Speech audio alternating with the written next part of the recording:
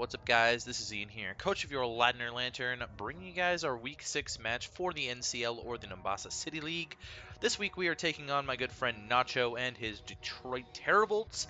He has got a pretty abysmal start to the season, but he's also in our conference, so this is a pretty important matchup for us to win. Picking up a conference win would be really clutch here to sort of be able to cement our lead over Austin in the division potentially. And also, we need to win as many games against the easier opponents as we can. I don't think Nacho is necessarily an easy opponent, but because his record is so poor to start the season, this is a win we need to pick up against the lower people. Otherwise, we could be usurped pretty quickly. I'm fine with losing a game to Ben, but my goal this season is actually just the one loss to Ben, and then hopefully we'll pick it up in the finals and be able to take home the championship this season like we failed to last season. So, let's run through Nacho's team really quickly, though. He has Celesteela, Toxapex, Serena, Chandelure, Uxie, Piloswine, Meganiancy, Garchomp, Buzzwole, Electivire, and Drampa. I wasn't expecting Serena, Buzzwole, or Drampa. We do see the Buzzwole, which makes no sense to me. I have to be honest, I don't really know why Buzzwole would come. Mega Pinsir smacks it in the face. Mew, Sylveon, Alolan Ninetales all smack it in the face. It just didn't make a whole lot of sense to me. I know I have a relative fighting weakness, but fighting types don't have a good matchup against me, despite my fighting weakness. It's just really not there. And it helps that I drop a barrel. It means that I have a lot less of a fighting weakness. It's only the Alolan Raticate and Alolan Sandslash, realistically, that are weak to fighting now. And neither of them come to many games. Raticate hasn't come to any yet, and Sandslash only comes when Hail has a good matchup. Hail doesn't have a good matchup against his team, so that's sort of where we're at with that. The other five I was definitely expecting, and I was really thinking Uxie, Piloswine, or Electivire were going to come, because now one of his offensive mons has to carry rocks in Garchomp or Meganiancy. Electivire made a lot of sense to me as an electric immunity to cover for the Celesteela and the Toxapex, because I don't think Garchomp is a good enough electric immunity for his team, because I have a really easy HP Ice if I wanted it. If you guys haven't seen my team builder, you should check that out. Otherwise, we'll sort of talk about my team now. Alolan Ninetales is a Light Clay Auroraville set with Nasty Plot, Freeze Dry, and Moonblast. The only defogger he has on his team is Drampa, which I actually missed talking about in the team builder, so just to correct myself, Drampa does get defog. He didn't bring Drampa, so it doesn't matter. He has no way of getting rid of my Auroraville. And Auroraville seems really free against this team. Starts to make sure that I can actually take hits, because Chandelure looks really threatening against my team. We are Rocks, Toxic, 2-attack, Stunfisk. I think we're physically defensive for Buzzwole, I believe is what I brought it for. I can't remember. Buzzwole and Electivire. I think it was there for the Electivire as well. We are something Rotom-Heat. I can't remember what I am on Rotom-Heat anymore. I know I'm Will-O-Wisp, Defog, Thunderbolt, Volt Switch. We're Mono Electric. Will-O-Wisp, like, I don't care if Garchomp switches in on me, because then I just burn it and it's fine. Unless he's Lumberry Garchomp, which would be very surprising, honestly. That's kind of something that you don't really expect. We are physically defensive Melodic with Scald, HP Electric, Ice Beam, and Recover. HP Electric is there for the Toxapex. It's my best way of dealing with the Toxapex. I don't really care about the setup, so I didn't bring Haze. I don't think any of his setup really threatens my Melodic that much. So I don't need the Haze, and Scald is there for the burns, whatever, Ice Beam, just to hit the Garchomp 4 times super effectively. That's pretty much the only reason I have Ice Beam, actually. It might actually be there for the Drampa as well, and the Serena. I probably brought it for those as well. We're Assault Vest Superior with 3 special attacks and Knockoff. Leaf Storm, Giga Drain, Dragon Pulse, and Knockoff, because I needed a way to hit the Chandelure, and Knockoff does like half its health. And we're a Rock Polish, Psyche MZ Mew, Rock Polish, Psychic, Shadow Ball, and Flamethrower. So this will be pretty good. It's a really solid way to break through Toxapex. Psyche MZ to a physically defensive variant, Psyche MZ always outgoes, and to a specially defensive variant, Psyche MZ does like 98%. So after Rocks, Toxapex is dying to a Psyche MZ no matter what. Buzzwole gets absolutely hard-cocked by Mew unless he's Scarfed, and Celesteela gets a chunk taken out of it with Flamethrowers. Chandelure's gonna get bopped by Shadow Ball, so realistically the only thing standing in the way is like Mega Diancie and Garchomp, so that's sort of what we're setting up for, is a Rock Polish Mew sweep behind Veil is kind of my plan. Now this is going to be a long battle, and I've already talked like a little bit longer, so expect a long recording.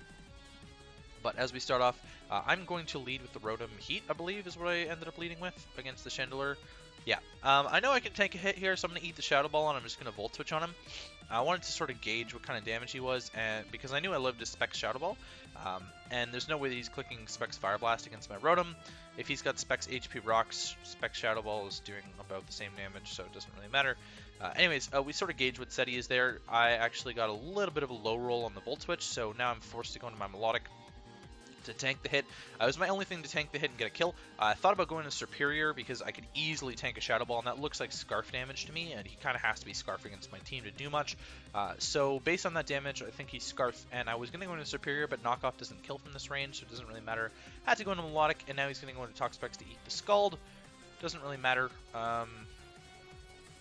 We see that he's physically defensive based on that damage. That's about all we know, so that's probably fine. Gets a T-Spike up, and now he's back up to full health, but Superior is in, and I get a free Leaf Storm off. Chandelure tanking this hit is really good for me. I actually probably could have predicted it and knock off there, but it didn't really matter. I go into my Melodic to eat the Fire Blast, which is really free, does no kinds of damage, and I'm going to get a Scald off on the Celesteela here.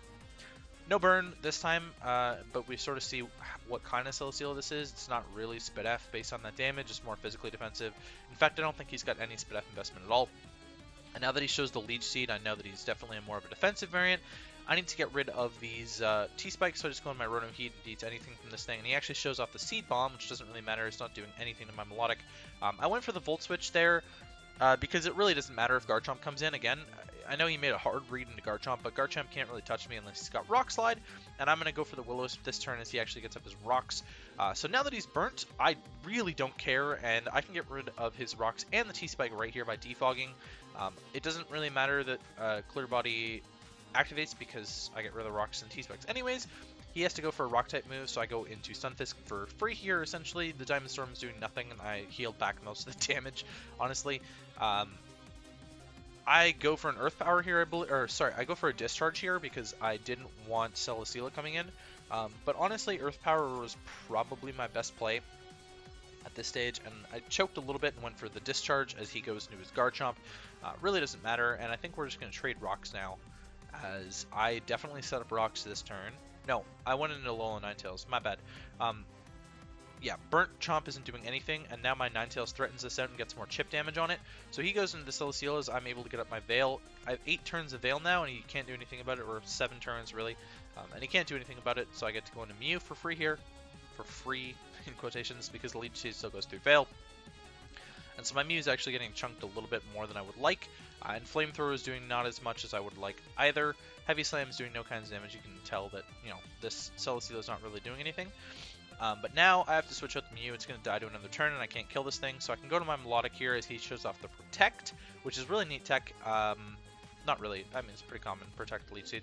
I'm just going to like go for the Scald here and hope for the burn. And there's going to be... I think I recover this turn because I'm getting below half and I need to recover now. And the Seed Bomb is doing no kinds of damage, especially through the Veil. It's doing 8, so, you know, without Veil it's doing 16, which is, again, nothing. It's like a 7-hit KO or something. With the burn even. So Superior eats the hits completely. Celesteela can't really touch Superior. Heavy Slam is its best way to hit me, and it can't really do much. I go for the knockoff here, and then I'm going to knock off again as he switches in Buzzwole. I'm actually fine with getting rid of Buzzwole's leftovers here, as we now find out what set it is. And showing the leftovers means that it's likely not going to be... Well, we know it's not Scarfed, so he's probably got Roost on there or something like that, but we kind of can gauge his set. And as I'm going to go into Stunfisk and hopefully get the Static. It's also my physically defensive wall. Also, based off of the knockoff damage, we find out that he's definitely max HP, which helps a lot, because he's probably max HP, max attack, which means he's not speedy. And we'll sort of talk about that. Comes into play later, and it's really important. Shows off the Leech Life there. Doesn't really do a whole lot to me. I get a Discharge off here, I think. As he goes into Garchomp. Oh, sorry, I get up my Rocks because I ate a hit again, and Rocks are really important. He's got no way of getting rid of them. And he's not going into Diancie on this. His Iron Head did nothing there, and my Earth Power is chunking him a little bit. He actually crit me for 8% with the Iron Head. that's how little it was doing to me. He gets the flinch this turn, doesn't really matter. Garchomp's getting more and more whittled, which is what I want, and now I can get Melodic in here. I figured this is the best time to get Melodic in so that I can recover. And Iron Head's doing like 3%, right? So it doesn't really matter. I actually think that the Garchomp is scarfed at this point because he's just kept Iron Heading, and like he Iron Headed on the Melodic. Or he just kept Iron Heading the Stunfisk instead of clicking Earthquake. Ugh. Excuse me. So I'm reasonably confident that he's Scarf at this point, and that the burn really came in clutch. Like Scarf Rocks makes a lot of sense. He's super chipped, by the way, 26% and still burn. Celesteela is going to come in here on my recover, which means he's going to get some recovery of his own. I believe this is where I go for the Scald. Yeah, I'm just trying to burn the Celesteela, but he ends up sacking the Chandelure here. We ended up deciding that that was a mistake. I'm not sure what really would have happened there. But now that my rocks are on his side, I have no reason to click Defog unless my Rotom's in a really bad spot and it needs to come in again. So the fact that Chandelure had to come in on rocks again really put Chandelure in a bad spot in my mind. He could have brought it into sweep later, but he had like 3 different moves that he has to click against my team.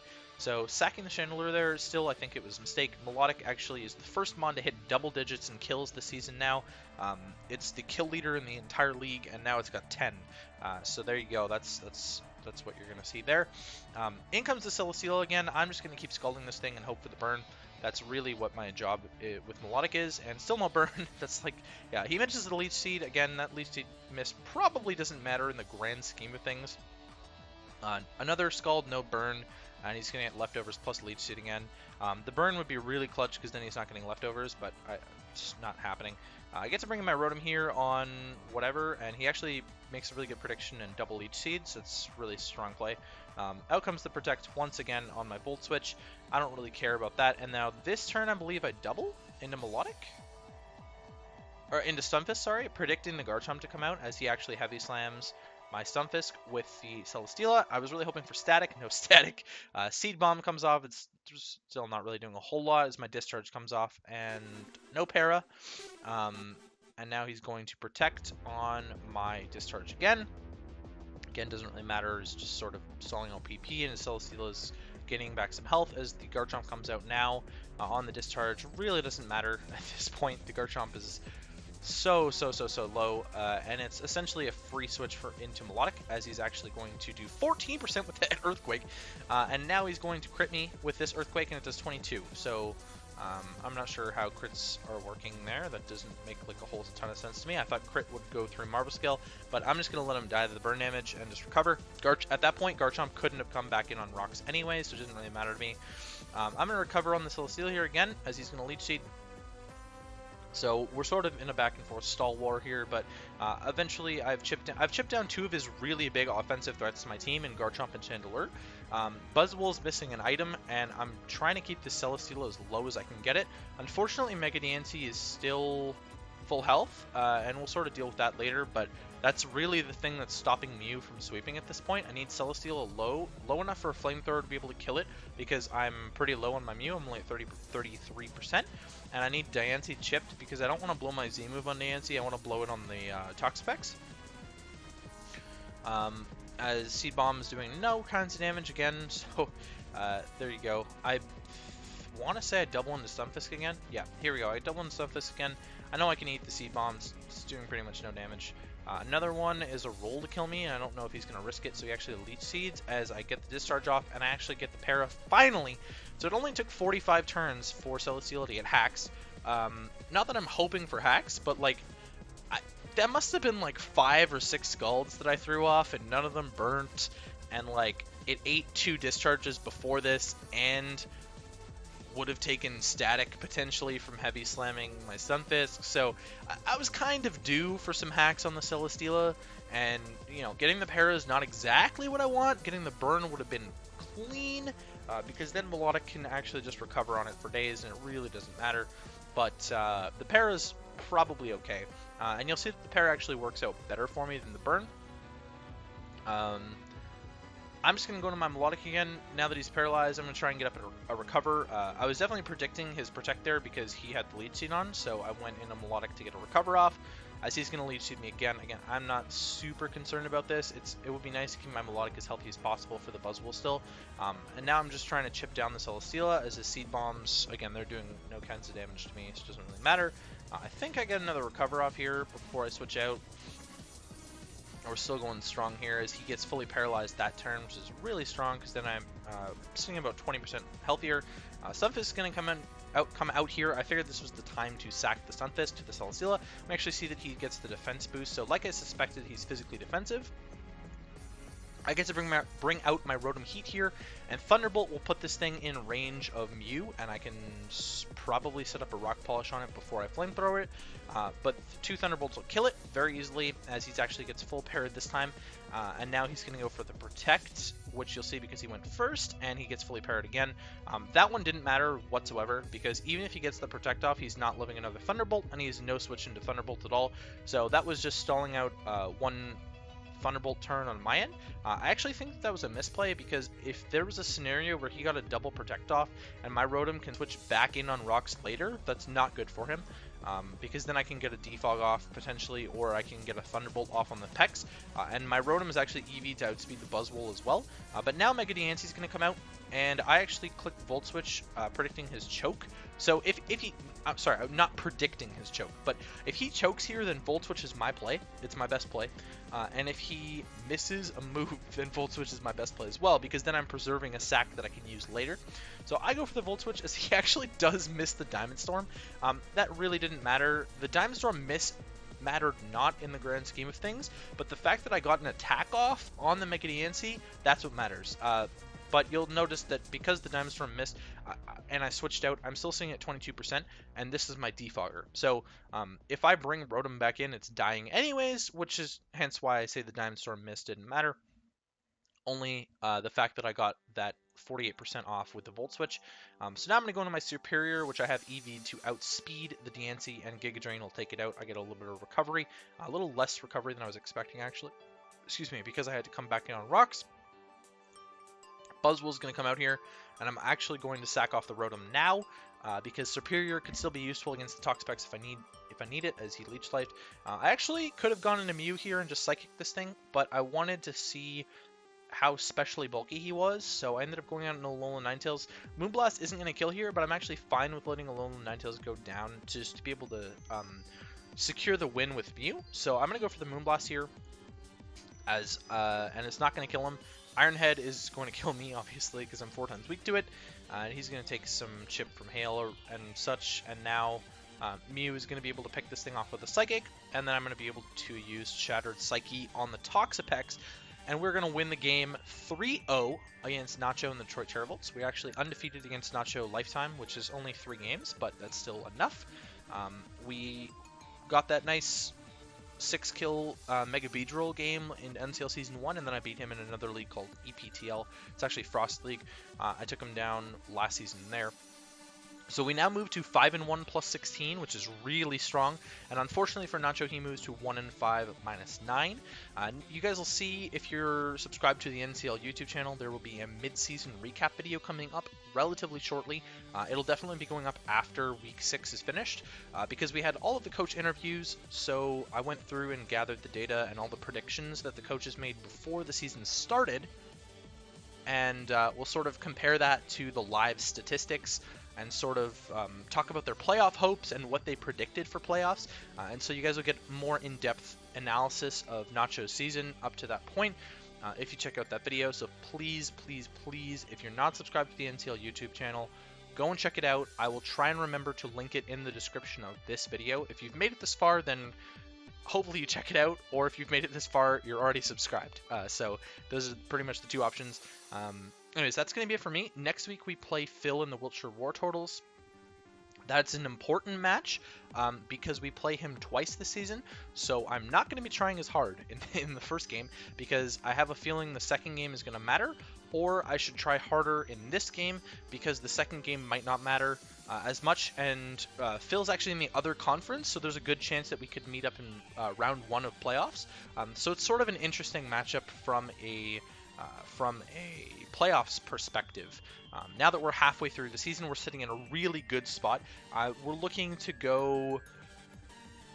be in second place in the division, which puts us in a wild card position, and Phil is leading his division right now, so it's actually extremely likely that we might end up seeing each other in playoffs. We may actually end up in first after this week, depending on if Ben wins or not. If Ben loses, then we are going to be in first place in the division, and if he wins, then we're still going to be in second. So that's how it sort of breaks down. Anyways, we play Phil next week, like I said, and I will catch you guys for that.